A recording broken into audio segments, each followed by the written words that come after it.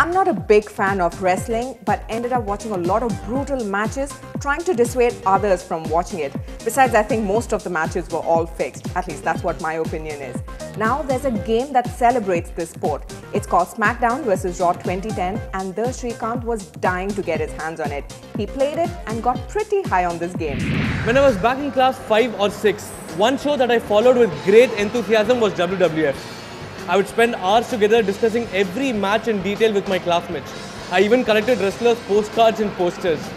Those were the days of Bret Hart, Hitman and Hulk Hogan. And then came a champ, The Rock. If you smell what game we are playing. Smackdown vs. Raw 2010 is a game that's all about wrestling and superstars. This game is based on the famous World Wrestling Entertainment series.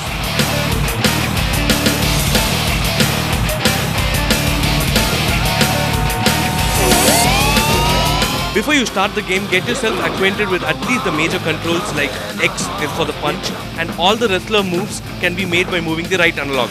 There are plenty of other moves, and if it is difficult to keeping them all in mind, Then just run by pressing LB and using the left analog and save yourself from getting beaten up.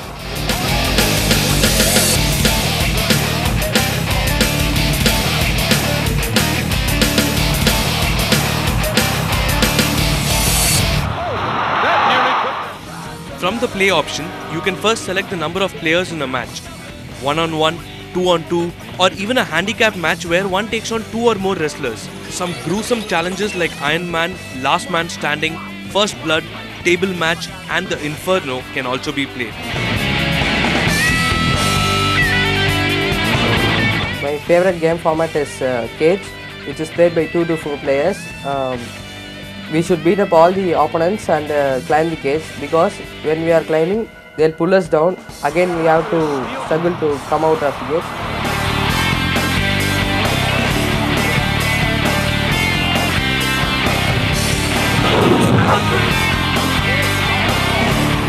I just love the 6-man ladder match called Money in the Bank. The one who climbs the ladder and pulls down the money is the winner. But the most entertaining, I must say, is the triple threat match between the 3 wild cats. Whoever said 3 is a crowd, especially when they are all women.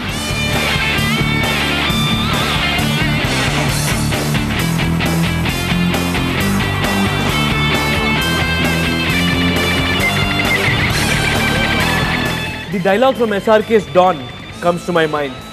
मुझे जंगली बिल्लियाँ बहुत पसंद है.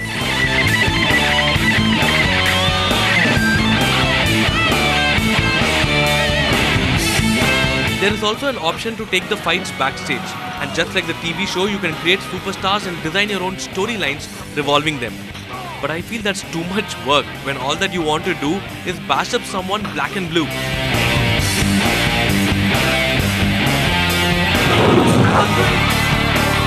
But you get to see more red than black and blue.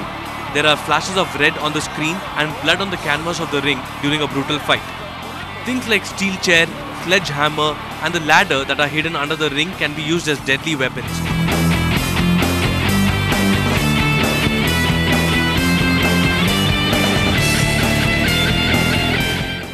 The Royal Rumble match is just great fun. Every 30 odd seconds, a new wrestler enters the ring. A wrestler is eliminated when he gets thrown out of the ring. There is also a chance of the ring being packed with more than 10 wrestlers.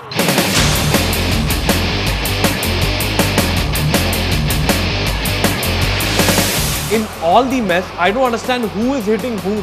Just go around smashing anyone in your reach.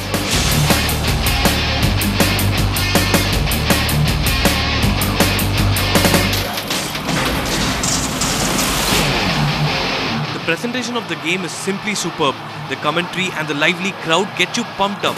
The developers Uke have kept in mind the smallest details too, like the wrestler's chest turns red on being slapped and the arguments between the wrestlers and the referee.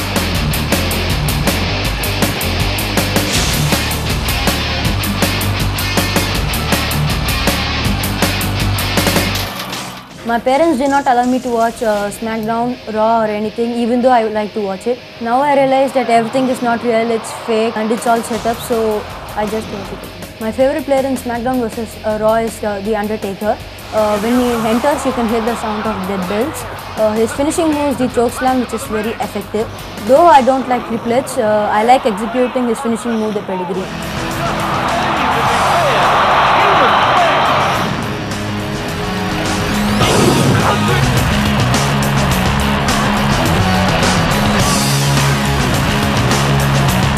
But I noticed a lag in the wrestler's reaction when being hit. Also, when there are large number of wrestlers in the ring, you will notice them walking through each other without any obstruction.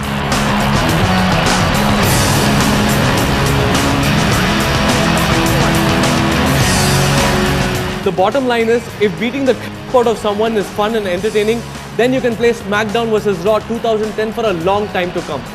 I've always wanted to end a program with the stunts and action in the show is performed by trained professionals. So please do not try this at home.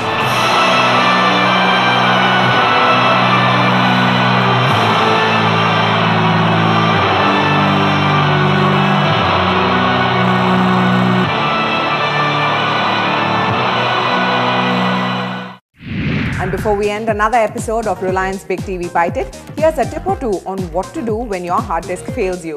The first thing to do is to operate in safe mode. If that doesn't work, this is what you should try and do.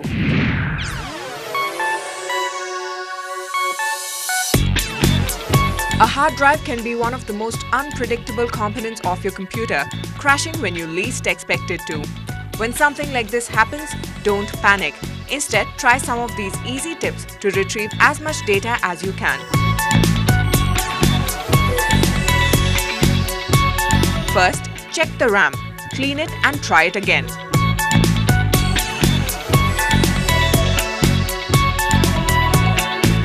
If that doesn't work, remove the crashed hard drive from your computer and carefully insert it into an external hard drive case.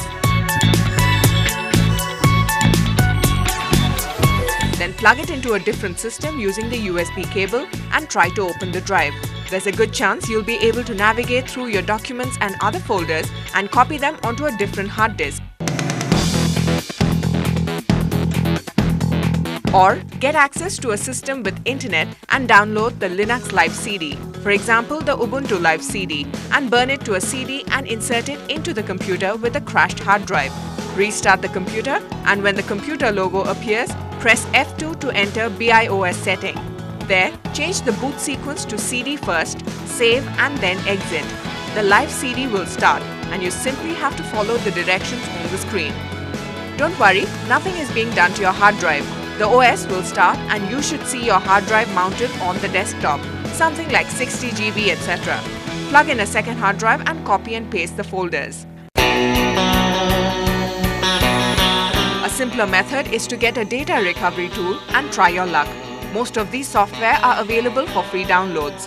One of them is Data Disk Recovery, but there's no guarantee on the quality of the software. So if one doesn't work, try the next. And then there's another method which may surprise you but can work depending on what went wrong with the hard disk. Place the hard drive into an airtight packet and put it into a freezer overnight. The next day, remove it from the packet and put it into an external drive case. Transfer the data from the drive before it warms too much and crashes again. The idea is that freezing will constrict loose parts long enough for the drive to work properly. Hit the panic button and call for a professional. In the meantime, don't write any new data in the damaged hard disk. We'll be back with a lot more do-it-yourself tips in the future. Keep watching our show on Ndtv Hindu. Goodbye.